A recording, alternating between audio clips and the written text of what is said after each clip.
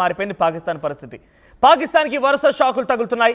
పాకిస్తాన్ భారత్తో యుద్ధం చేద్దామని చెప్పి ఏదో కవ్వింపు చర్యలకి యుద్ధ విన్యాసాలకి పాల్పడుతూ పెద్ద ఎత్తున ఒక రాద్ధాంతం చేస్తోంది. కావాలని భారత్ని రెచ్చగొట్టే ప్రయత్నం చేస్తోంది.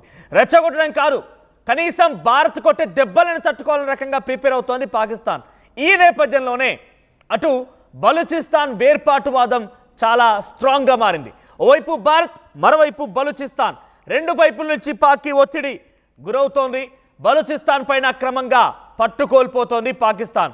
ఇప్పటికే ఆర్టీవీ చాలాసార్లు చెప్పుకొచ్చింది, నిజంగానే కనుక భారత్తో యుద్ధం చేపట్టినా, యుద్ధం కాకుండా పాకిస్తాన్ని ఒక పిచ్చు కుక్కలాగా మనం వదిలేసినా కూడా పాకిస్తాన్ అనే పదం ఇక వినిపించదు. Pakistan is no more, there will be no more Pakistan again. ఎందుకనంటే పాకిస్తాన్ 4 ముక్కలు కాబోతోంది. ఒకటి బలూచిస్తాన్ వేర్పాటువాదం, సింధు దేశ్, పంజాబ్ ప్రావిన్స్, ఆ తర్వాత పఖ్తూనిస్తాన్. ఇలా 4 ముక్కల కింద పాకిస్తాన్ కాబోతోంది. పాకిస్తాన్ అనే పదం ఇకపైన వినిపించదు, కనిపించదు. అసలు ఎట్టి పరిస్థితుల్లో పాకిస్తాన్ అనేది రూపురేఖలు లేకుండా కాబోతోంది. ఈ వేర్పాటువాదం చాలా కఠినంగా మారుతోంది. ఈ నేపథ్యంలో బలూచిస్తాన్ ఏం చేసింది తెలుసా?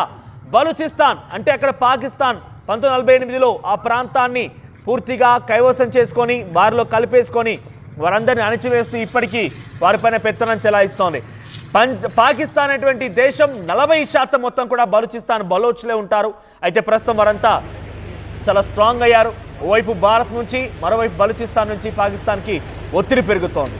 ఈ నేపథ్యంలోనే పాకిస్తాన్ బలూచిస్తాన్ పైన క్రమంగా పట్టు కోల్పోతోంది. ఇప్పటికే కలాట్ అనేటువంటి జిల్లాని అటు బలూచ్ ఆర్మీ స్వాధీనం చేసుకుంది.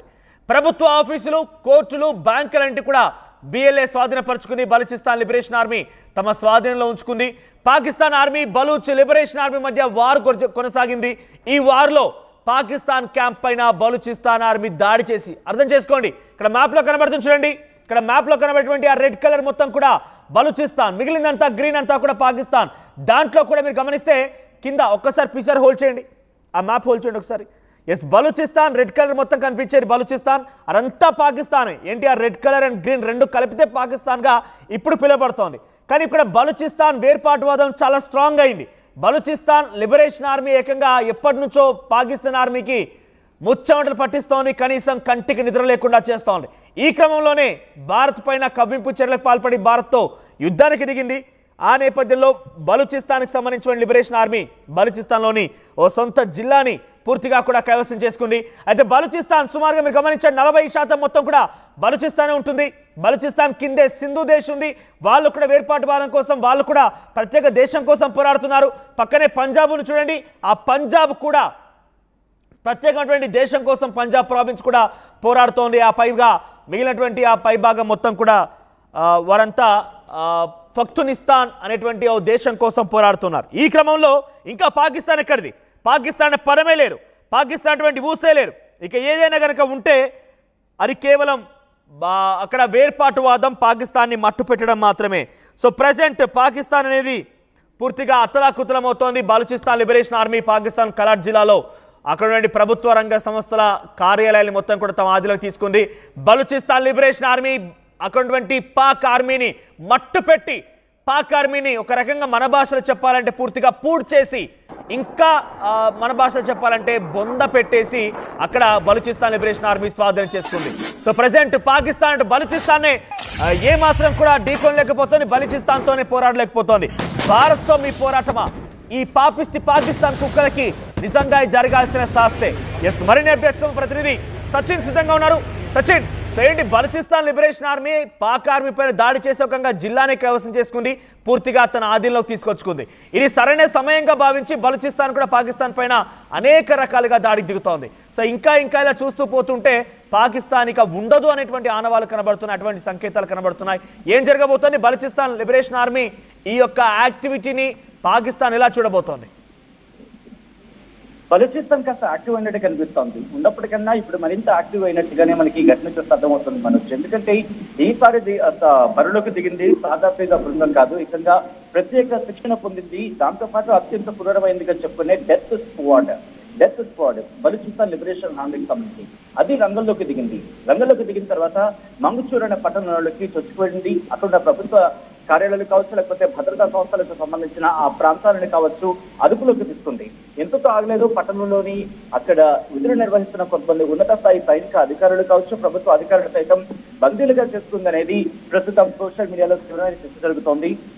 బలూచిస్తాన్కి సంబంధించి అట్ ద సేమ్ టైం కొన్ని ఈ బ్లూ టిక్ మార్క్ ఉన్న సోర్సెస్ గా చెప్పుకునే ఈ ప్రొఫైల్స్ ఏవైతే ఉంటాయో ఈ సోషల్ మీడియా ఎక్స్ లో వాళ్ళే ఉంటుందంటే క్వెటా కరాచీ హైవేకి సంబంధించి మాంగ్షూర్ ప్రాంతంలో ఉన్న కలాత్ జిల్లాను అక్కడ దాడులు జరిగాయి. ఆ దాడుల్లో ప్రభుత్వ బిల్డింగ్లు కావచ్చు, లేకపోతే మాంగ్షూర్ బజార్ కావచ్చు, వాటిని తగలబెట్టడం జరిగింది. మంటల్లో చిక్కుకున్నాయి ప్రస్తుతం. ఇంకొన్ని సోర్సెస్ ప్రకారం వాళ్ళు ఏం చెప్పడం జరుగుతుందంటే గ్రూప్ ఆఫ్ ఆర్మ్డ్ మెన్ అక్కడికి వెళ్ళడం జరిగింది. నేషనల్ హైవేకి సంబంధించి కూడా పూర్తిగా ఆపేయడం జరిగింది. దాంతో పాటు మరికొన్ని వెహికల్స్ ని కూడా అక్కడ ఇంటర్సెప్ట్ చేయడం జరుగుతుందని చెబుతూని మరికొన్ని వాహనాలు కావచ్చు, లేకపోతే అక్కడ బస్సులు కావచ్చు, ప్రైవేట్ కార్లను కావచ్చు, వాటిని నిలిపివేశారు. దీంతో పూర్తిగా ట్రాఫిక్ నెలకొంది అంటూ కూడా చెప్తున్న పరిస్థితి. ఇది ఎక్కడ ఉంది అంటే రిమెంబర్ దాదాపుగా 270 నుంచి 290 కిలోమీటర్ల దూరం బలూచిస్తాన్ కేంద్రంగా చెప్పిన ప్రాంతం నుంచి ఈ మాంగ్షూర్ అనే ప్రాంతానికి 270 కిలోమీటర్ల దూరంలో ఉన్న ఈ ప్రాంతంలో మామూలుగా అయితే సరిహద్దులు మనం చూసుకుంటూ ఉంటాం. ఒక 100 కిలోమీటర్లు 150 కిలోమీటర్లు చూసుకొచ్చారంటే అర్థం చేసుకోవచ్చు. కానీ ఏకంగా 270 కిలోమీటర్ల వరకు కూడా వచ్చేసారంటే ఇటు బలూచిస్తాన్ ఆర్మీ ఏ స్థాయిలో బలపడుతూ ఈ పరిస్థితి బట్టి మనకు అర్థమవుతుంది.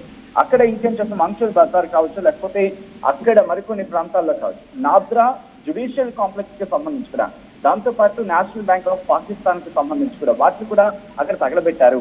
అలాగే మరికొన్ని బిల్డింగ్స్ ఇప్పటికే ఇబ్బందికర వాతావరణం ఉంది, వాటిని కూడా డ్యామేజ్ జరిగింది అంటూ కూడా వాళ్ళు చెప్పుకొస్తున్న పరిస్థితి. ఇదే అంశానికి సంబంధించి డాన్ పాకిస్తాన్ అఫీషియల్ పాకిస్తాన్ కి సంబంధించి ఒక ప్రముఖమైన న్యూస్ అవుట్లెట్ గా చెప్పుకునే డాన్ చెప్పొచ్చు. కానీ ఎక్కడప్పుడు ఇక్కడ బలూచిస్తాన్ కి సంబంధించి పేరు ప్రస్తావించలేదు. కానీ జరుగుతున్న ప్రచారం కావచ్చు, లేకపోతే అక్కడ జరుగుతున్న ఇష్యూస్ ప్రకారం చూస్తున్న సందర్భంలో మరి ముఖ్యంగా బలూచిస్తాన్ మద్దతుదారులుగా సానుభూతిపరులుగా చెప్పుకునే వాళ్ళు కావచ్చు, వాళ్ళ ప్రొఫైల్స్ బట్టి అర్థం చేసుకుంటే ఇది పక్కాగా బలూచ్ లిబరేషన్ ఆర్మీ చేసిన ఘటనగానే చెప్పడం జరుగుతోంది. ఇటు డాన్ కథనం ప్రకారం డాన్ ఏం చెప్తుందంటే క్వెటా కరాచీ హైవేకి సంబంధించి అక్కడ మాంగ్షూర్ ఏరియా ఉంది, అక్కడ కలాత్ డిస్ట్రిక్ట్ లో ఈ ఘటన చోటు చేసుకుందని చెబుతూని అక్కడ సోర్సెస్ అనే అంశాన్ని ప్రస్తావిస్తూ అఫీషియల్స్ ఏం చెప్తున్నారంటే ఒక ఆపరేషన్ అనేది లాంచ్ చేయడం జరిగింది ఆ ప్రాంతంలో. దాంతోపాటు ట్రాఫిక్ అక్కడ బీభత్సంగా ఉంది. ఈ ప్రాంతంలో ప్రస్తుతం పరిస్థితిని అదుపులోకి తీసుకొచ్చేందుకు ప్రయత్నాలు జరుగుతున్నాయంటే ఒక అధికారులు చెప్తున్నారు. ఇంకొక సెపరేట్ ఇన్సిడెంట్ లో మోటార్ సైకిల్స్ అక్కడ దాడి జరిగింది. అది కూడా కోచ్ లాంగ్ వే, అక్కడ కూడా ఓపెన్ ఫైరింగ్ జరుగుతోంది. దీంతో పాటు అక్కడ కొంతమంది అధికారులు కూడా మరణించినట్టుగా తెలుస్తోంది. వీళ్లకు సంబంధించి కూడా ప్రస్తుతం ఇన్వెస్టిగేషన్ జరుగుతుందంటూ అక్కడ చెప్పుకొస్తున్న పరిస్థితి. క్వెటా కరాచీ నేషనల్ హైవే సంబంధించి కావచ్చు, కలాత్ డిస్ట్రిక్ట్ కి సంబంధించి, దాంతో పాటు అక్కడున్న బ్రిడ్జ్లను కూడా ఒక పోర్షన్ కూడా డ్యామేజ్ అయిందంటే చాలా బీభత్సమైన దాడి కిందనే మనం భావించవచ్చు. పాకిస్తాన్ కి ఇది ఒక దెబ్బ కిందే భావించాలి. ఎందుకంటే బలూచ్ లిబరేషన్ ఆర్మీ ఎంతవరకు ఈ స్థాయిలో దాడి చేసిన సందర్భాలు ఈ మధ్యకాలంలో మనం ఎక్కడ వినలేదు. ఆ మధ్యకాలం అంటే ఒక ట్రైన్ కి సంబంధించి హైజాక్ చేసిన సందర్భంలో అక్కడ వాళ్ళు కైవసం చేస్తున్న సందర్భాలు కావచ్చు, లేకపోతే దాన్ని ఫెయిల్ చేస్తున్న సిచ్యువేషన్ లో కైవసం చేస్తున్న అంశం తర్వాత ఎక్కడ అంత పెద్ద వార్త అనేది ఆ స్థాయిలో ఎక్కడ కనిపించలేదు. ఆర్మీ మీద అంటే పాకిస్తాన్ ఆర్మీ కావచ్చు, డిఫెన్స్ మీద కావచ్చు దాడులు చేస్తున్న సందర్భం. ఈ ఘటనలో ఇంతవరకు ఎంతమంది గాయాలయ్యి ఎంతమంది మరణించారనేది ఎక్కడ అఫీషియల్ డేటా అయితే రావటం లేదు. బట్ అఫీషియల్ డేటా పాకిస్తాన్ ఇప్పుడు ఇచ్చే అటువంటి సిచ్యువేషన్ ఎక్కడ కనిపించట్లేదు. కానీ కొంతమంది ఏదో ఒక లెక్కగా డాన్ పత్రిక ఏం చెబుతుందంటే 6 కాస్త గాయపడ్డారు, అంటే మహిళలు ఉన్నారు, చిన్నపిల్లలు ఉన్నారంటూ చెబుతున్నప్పటికీ కూడా ఆ ప్రాంతం కైవసం చేసుకోవడం బలూచ్ లిబరేషన్ ఆర్మీకి సంబంధించి పెద్ద పట్టు సాధించిందని. బహుశా ఇది బలూచ్ లిబరేషన్ అంటే సచినేకంగా బలూచిస్తాన్ లిబరేషన్ ఆర్మీ పాక్ ఆర్మీపై దాడి చేసి అక్కడ వారి బేస్ క్యాంప్ని అక్కడ నుంచి పంపించేసి వారి ఎక్విప్మెంట్ ని వారి ఆర్మ్స్ ని కూడా తీసుకుని తెలుస్తోంది. అంటే ఇంకా విస్తరించి ఇప్పుడు కలాట్ జిల్లాతో ఆగిపోకుండా ఇంకా జిల్లాల్ని ఆధీనపరుచుకునే అవకాశం ఉంది. ఎందుకంటే ఎల్ఓసి వెంట ఉండాల్సిన పారామిలిటరీ ఫోర్స్ మొత్తం కూడా బలూచిస్తాన్ వేరుపాటువాదులని అణచివేయడం కోసం వెళ్ళిపోయింది. అక్కడ ఉండాల్సినటువంటి ఆర్మీ మొత్తం కూడా పాక్ ఆర్మీ ఎల్ఓసి దగ్గరకు వచ్చేసింది. అంటే పారామిలిటరీ ఫోర్సెస్ని ఢీ కొట్టడం బలూచిస్తాన్ ఆర్మీకి చాలా తేలికైన పనిగా ఇక్కడ క్లియర్ కనబడుతోంది. సో ఇంకా ఇది విస్తరించే అవకాశం ఉందా? ఇంకా మరికొన్ని జిల్లాలను కూడా ఆధీనపరచుకోవచ్చా? ఇది మరింత దాడి చేసే అవకాశం ఉంది. నేను ఎందుకు మాట్లాడుతున్నా అంటే ఈ హైవే కుర్దూర్ నుంచి నేరుగా కరాచీకి లీడ్ చేస్తుంది. దాంతో పాటు మనకి ఎల్ఓసి కూడా దగ్గరగా వచ్చే అవకాశానికి కనెక్టివిటీలో ఉంది. కానీ బట్ అంత దూరం లేదు. కరాచీ పోర్ట్ కి సంబంధించి లీడ్ చేస్తోంది. దాదాపుగా కొన్ని కిలోమీటర్ల దూరం మాత్రమే ఉందని చెప్పుకోవాలి. సో ఈ ప్రాంతం మీద దాడి చేయడం వెనకాల బలూచిస్తాన్ లిబరేషన్ ఆర్మీ ఒక సైనికుడే కాదు. ఇంకొక విషయం కింద చెప్పుకుంటే మనోజ్, ట్రైన్ ని పేల్చిన ఘటనతో కంపేర్ చేసుకుంటే ఇక్కడ ఒకటే చెప్పింది, ఆ రోజు కూడా చిన్నపిల్లల్ని వదిలేస్తుంది, మహిళల్ని వదిలేస్తుంది బలూచ్ లిబరేషన్ ఆర్మీ. ఈ రోజు కూడా చిన్నపిల్లలకి సంబంధించి కావచ్చు,